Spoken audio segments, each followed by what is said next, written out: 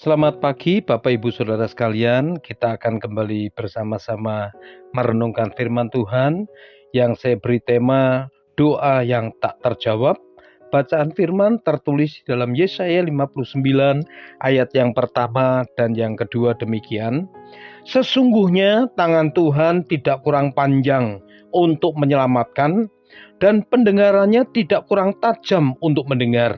Tetapi yang merupakan pemisah antara kamu dan Allahmu ialah segala kejahatanmu, dan yang membuat dia menyembunyikan diri terhadap kamu sehingga ia tidak mendengar ialah segala dosamu. Bapak Ibu Saudara sekalian, seringkali kita mendengar bahwa saat kita berdoa kepada Tuhan, maka Tuhan pasti jawab. Apakah jawabannya ya, tidak, atau tunggu? Tetapi kesempatan pagi hari ini melalui firman Tuhan ini Bapak Ibu Saudara, saya mau sampaikan bahwa bisa jadi doa kita itu bahkan tidak didengar oleh Tuhan. Tuhan Allah yang mendengar, tetapi justru saat kita berdoa bisa jadi kita tidak didengar oleh Tuhan.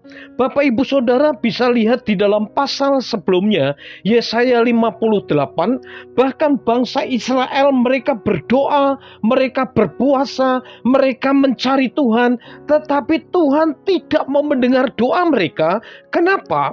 Karena dosa mereka, karena kejahatan mereka, dan kejahatan mereka itu apa Bapak Ibu Saudara?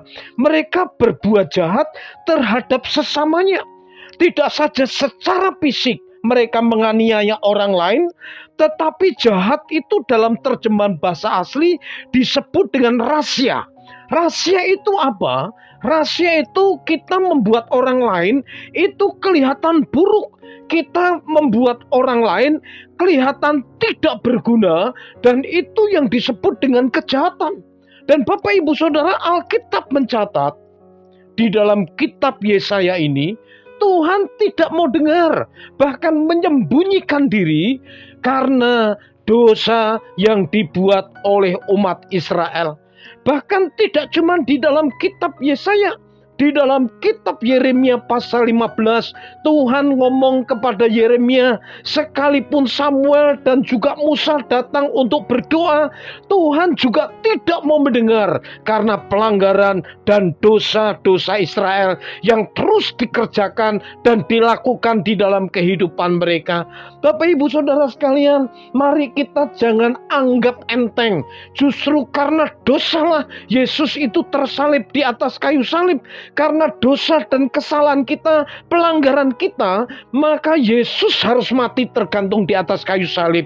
Dan surat Ibrani menjelaskan, mari jangan kita salibkan Yesus untuk kedua kali dengan tindakan-tindakan kita, dengan kehidupan kita yang terus cenderung untuk hidup dalam dosa. Kekristenan identik dengan pertobatan. Kekristenan identik dengan perubahan. Kalau Bapak Ibu Saudara menyatakan diri sebagai orang Kristen tapi tidak mau berubah, maka kekristenan kita adalah kekristenan yang cuman omong saja, omong doang, dan tidak ada perubahan sedikit pun. Dan Bapak Ibu Saudara, bukankah waktu Salomo membangun bait Allah atau bait Salomo, kemudian Tuhan hadir dan Tuhan berkata, kalau Tuhan mengizinkan langit tertutup dan segala sesuatu terjadi buat bangsa Israel, dan umatku atas namanya disebut merendahkan diri, berdoa mencari wajahku, dan berbalik dari jalannya yang jahat, maka Tuhan akan memulihkan. Tetapi kalau tidak Bapak Ibu Saudara, berarti melalui firman itu Tuhan juga tidak akan mendengar. Tuhan bahkan tidak mau mendengar. Tuhan Alkitab mencatat menyembunyikan diri terhadap kita. Nah, pagi hari ini mari kita mau belajar bersama-sama untuk waspada dengan kehidupan kita. Karena Bapak Ibu Saudara, tidak semua doa kita itu dijawab Tuhan. Bahkan Tuhan itu bisa menyembunyikan diri dalam hidup kita.